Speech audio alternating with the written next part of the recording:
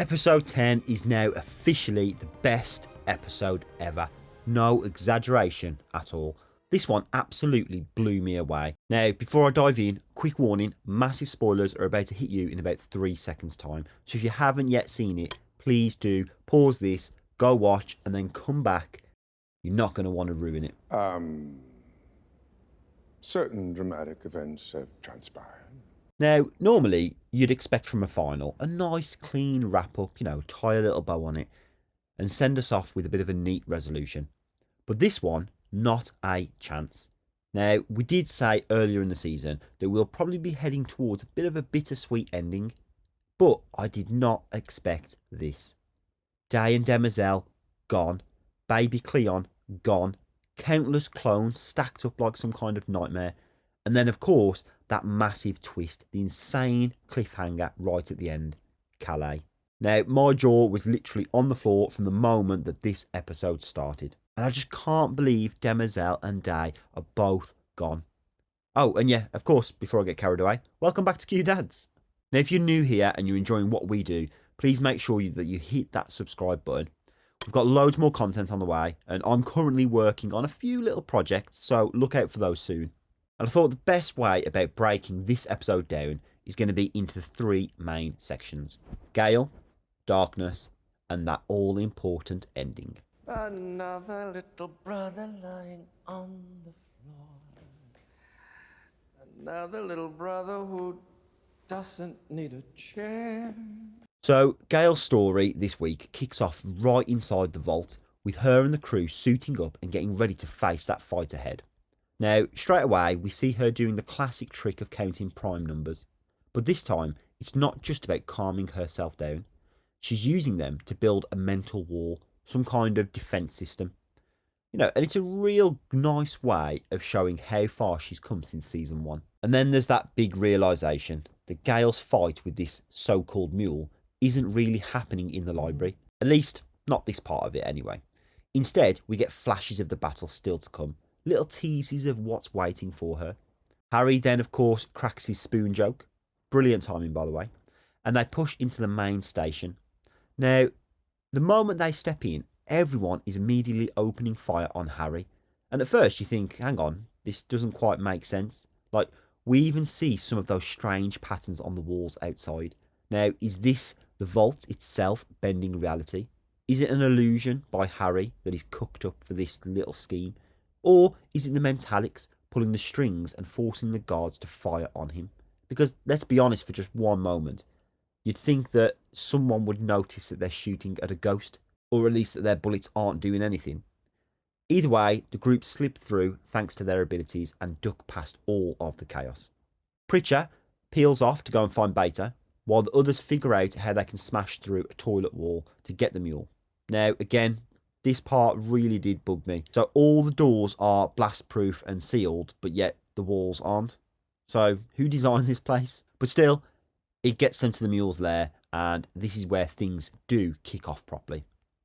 Now, the Mule strikes first, gunning down one of the Mentalics almost instantly, like he could kind of sense them before they even moved. He even flickers out of sight for a split second before reappearing right beside them, and I love that. It gave us that glimpse of what the real combat between the powerful Mentalics can look like. Trickery layered on trickery, and it felt like a bit of a teaser for what's still to come. And then, the big moment, Gaal and the Mule finally lock in battle.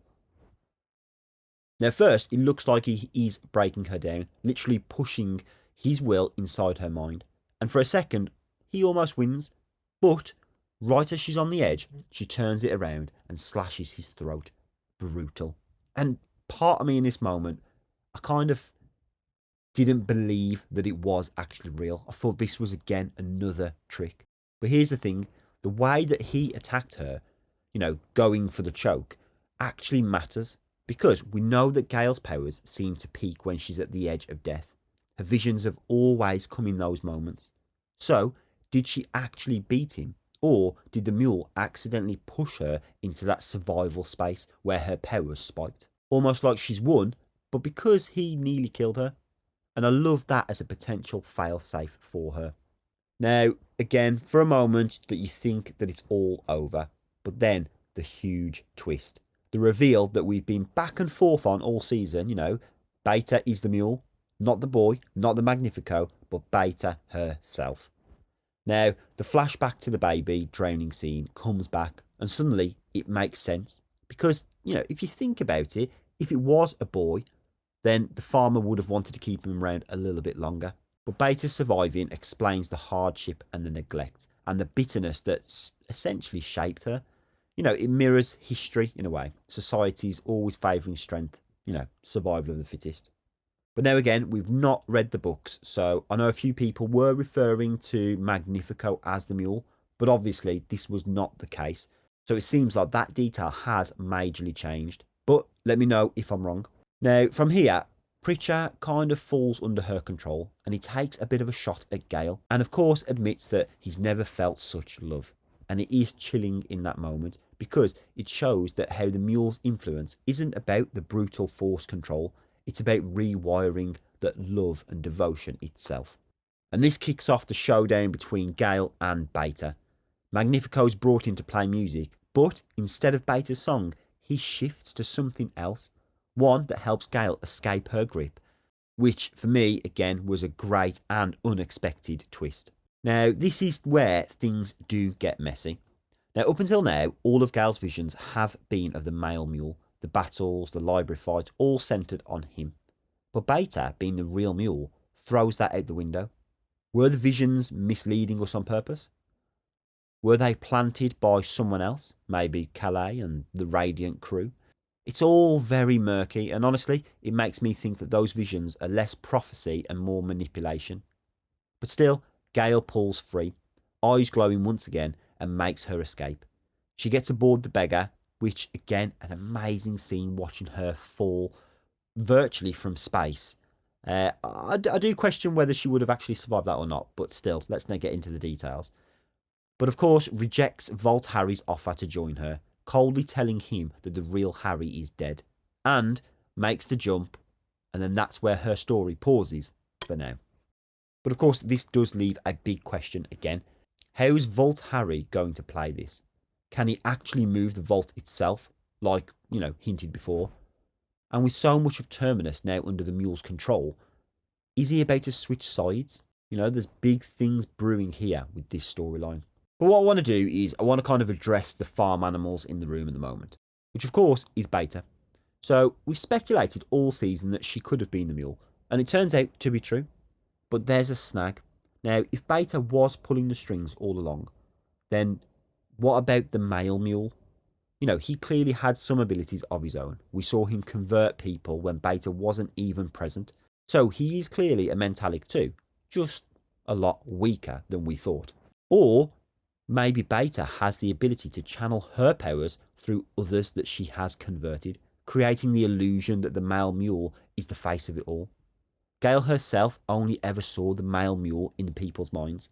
Could that have even been a disguise Bayta projected to throw everyone off? Either way, it's very clear that this isn't over.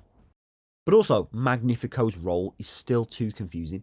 Now, was it just the instrument that broke him free? Or did Gaal find a way under Bayta's influence? And surely if she did, she may have actually spotted that it was Bayta and not the mule. Now, the whole sequence really has just left me scratching my head. There's so many questions, and I'm going to be diving deep into this in my own time to try and understand a lot more about it. But what do you think? Is Bayta channeling her abilities through others, or is there something else going on entirely? Let me know your thoughts in the comments. But for now, let's talk Dusk. Brother Dusk. That's not my name anymore. I got a new one today. So he really owned this episode for me. His storyline is equal, part shocking, tragic, and weirdly poetic. And Harry did say in the very first episode of Foundation that humanity will fall into the Dark Ages. Is this what he was referring to? Now, we see darkness in the early stages of preparation for the Ascension, and this episode reminds us that it's all happening in the span of a single day. Now, right away, we get a glimpse of the clone reserves, and wow, the sheer number was staggering. Full-body Cleons lined up in chambers, with memories ready to be fed into whichever Cleon is decanted at any point in time. it's just mental to think about it. We've only ever saw glimpses in the past, so to actually see it in kind of its full moment was beautiful. And there's even a sly comment that this darkness is in better shape than the others, which is a clever nod, and that his mind's holding up a little bit stronger than others, and essentially a nice bit of foreshadowing. And then things get messy. So instead of following the path of ascension properly, he skips the nanite removal and heads straight to the clone room, which is where follows carnage. So honestly, I can't even decide what to call this. Is it murder, suicide, genocide? I just don't know. He literally wipes out the entire next generation of himself.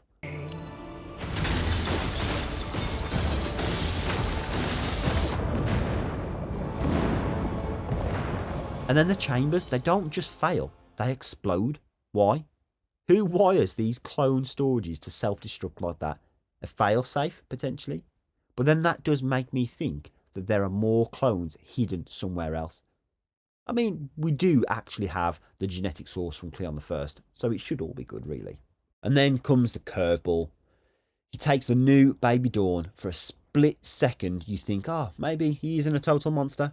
Maybe there's a shred of compassion left in him. But of course, that question is answered later. And not in the way that we hoped. Meanwhile, Day finally returns home, and we get one of the most powerful scenes in the whole series. Demerzel is sitting on the bed, openly crying. Something that we've, barely seen in this series. She's shattered, kind of reeling from that planetary genocide that she's just witnessed. And then Day walks in. He's just as broken, finally understanding the horror of what Empire has done. And in this moment, the two embrace. It's tender, devastating, and you realise in 2 generations that Demerzel has seen the absolute worst and very best of Empire. Day then presents her with the skull. Now, Demerzel reminds him that her code prevents collapse. But Day brilliantly flips it over on her and says that your code prevents collapse, but it doesn't stop you from assessing whether the collapse is even possible. And that kind of subtle loophole convinces her to show him where to start. And it ties directly into that deferred choice that Kalle mentioned in the last episode. Now, Demerzel isn't breaking her code outright, but she's leaning into the possibility that maybe, just maybe, it can be broken. It's just genius paradox writing, and I loved it. Now, when Day actually touches the robot's head, we see a flicker of life, a tiny spark, but then nothing. And before they can continue, Demerzel is pulled away, forced by her code to respond to the attack on the clones. Now, the imagery here is haunting. There's burnt chambers, there's twitching fingers, and there's cries from the new baby Dawn. It was chaos. I was on the edge of my seat the entire time. Now, tension then spikes again in the ascension chamber because darkness activates the laser, forcing Demerzel into a bit of a nightmare paradox. She has to save the baby, but she also has to save herself. She's kind of caught between the two. And the moment gave off for me, real Terminator vibes, with Demerzel pinned between duty and self-preservation. And then we get that moment. Demerzel dives on top of the baby, and I think to myself, it's going to be okay. It's going to be okay. But it doesn't. Baby Cleon is turned into ash. God, what a horrific way to go. And the look on Demerzel's face was just devastating. It felt like the death of the entire purpose in one crushing moment. But here's the thing, of course. Her skull wasn't fully destroyed. And she still had the Radiant, which, I am surprised as well as Darkness was that it actually did survive. But I refuse to believe that this is the end of her. Justice for Demerzel. Did she essentially upload herself, though, and hide a fragment of her consciousness away somehow? I don't think she's truly gone. I mean, my heart's saying, I hope she's not truly gone. It was just devastating.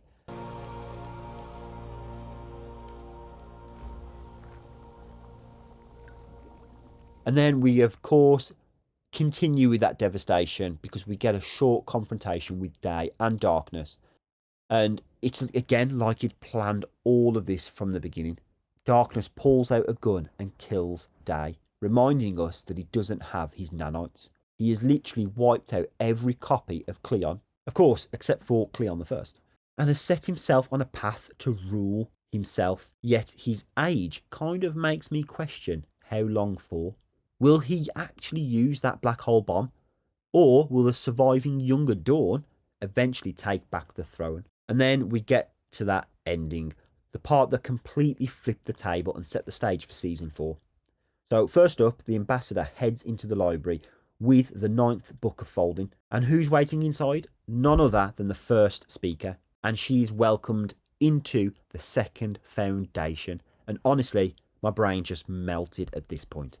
Now, last week, Demerzel and Kalle were hinting about hiding the second foundation there, and now suddenly they're established. It raises so many questions. How did they get there so quickly? When did they move? And most importantly, did Gaal even know that this had already happened? Demerzel clearly knew, thanks to seeing Gaal's visions, but Gaal herself has been in the dark this whole time. I think it's one of those, wait, what? Moments, because for me, it immediately makes me want to go and rewatch the whole season. But then comes the biggest reveal of all. Now, back in Demerzel's quarters, we see the skull flicker with life, and it initiates a handshake, a clasp connection, and for a moment you think, oh yes, Demerzel, she's back. But you realise she's not. And actually, it's revealed the head, the skull, has made contact with another robot. And then when Kalle says that a robot has reached out and admits it wasn't her, the penny drops. For the first time in thousands of years, we've finally seen another functioning robot. Now, this moment gave me chills, honestly, because everything that we've seen up until now has been about Demerzel's paradox, her loneliness, the crushing burden of being the only one left. And then suddenly, another robot's on board. We don't know who they are or what side they're on. All we know is that they've been pulled into the game, and it's a game changer. And then, just when you think it's all over, there's one last gut punch. We cut to Kalle and her group standing on the surface of a moon. But not just any moon, Earth's moon, the moon, humanity's origin. And with that shot, the episode slams into a dramatic end. And I am still sitting there with my jaw open. Now, seriously, the reveal broke my brain all over again. Because suddenly, the story isn't just about Foundation or Empire or even the second Foundation. It's about Earth. It's about where we came from, and it makes us wonder, has Earth been alive and well all this time? Is it abandoned? Are people living there under the care of Kalle's group? And is Kalle herself even a robot or something else entirely? I mean, she doesn't quite look like the other robots, but I suppose neither did Demerzel. But she could be something different, something more, a creation of the robots themselves. Maybe even something approaching godlike status. I mean, most likely she's a robot, but still, we like to theorise here. And of course, the questions keep piling up. Is Old Man Harry now alive with Kalle, or resting with his feet up on Earth? Could he be hiding there? Or like we say, is he actually on the moon? And how deep do these secrets go? And then there's Bayta. Yes, she was revealed as the Mule, but her story feels, for me, unfinished. She wasn't destroyed, just pushed back a little bit. And what's her endgame? She's obviously stronger than we realise. Could she have some kind of connection to Kalle's team? Who knows? But of course, Gaal and her visions. We've always assumed that the black hole imagery meant the destruction of New Terminus. But Darkness didn't even have the power to make that happen yet. And the end of days countdown never did quite line up either. So maybe those visions were fake, set up by Bayta or other forces.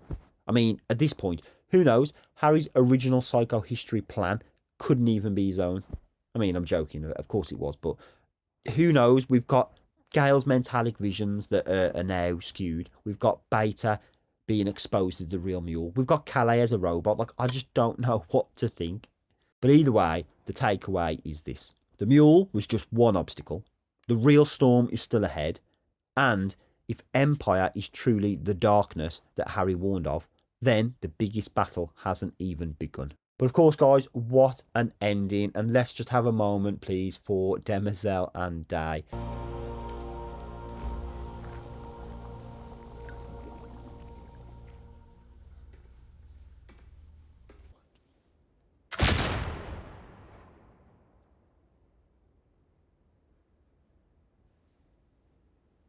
I genuinely can't believe it. I've not been this heartbroken to see Demerzel go since we saw Becky in season 2 die. Honestly, I'm shocked. Speechless, guys. Speechless. But we did see Darkness as well, left standing with the Prime Radiant. You know, Bayta's still out there. We've got robots that have now been confirmed. And Earth's moon is suddenly on the map. There's about 10 cliffhangers in one episode. Unbelievable. So do you know what? I'm just going to throw this over to you guys. What do you think? Please let us know exactly what you thought, what you loved and what you hated. And although we do say no book spoilers, guys, if there was anything that happened in this series that was completely different from the books or wasn't in the books at all, let us know. You know, as long as you don't spoil too much about future seasons, please do let us know. Get engaged in that comments. And if it is a spoiler, just put spoiler right at the start so we know anyone else who hasn't seen it or read the book, should I say, can avoid it. But as always, guys, yeah, I'm going to go contemplate the existence of life after watching an amazing season finale. So, thank you for watching, guys. And as always, we'll catch you next time with something new. Another little brother lying on the floor. Another little brother who doesn't need a chair. Another little brother who will never bother me.